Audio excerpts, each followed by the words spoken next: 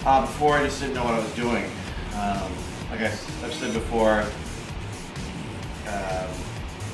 in high school it was how much can you lift in the bench press and curl. Now I know there's a lot more to that than just doing that.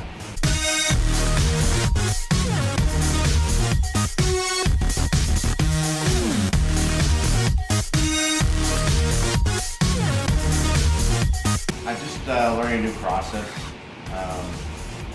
Learning how to do things right, proper form. I don't hurt, which is good. And the results have been really good too.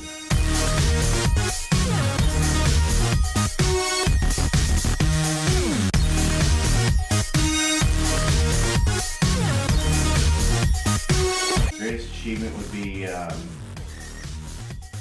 don't know, just the way I look, I think, the way I feel. I feel a lot more strong and stable. And, down a few sizes in the old pants, so that's good.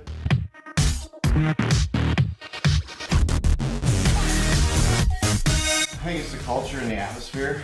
I've never felt intimidated or belittled or, just because I didn't know something.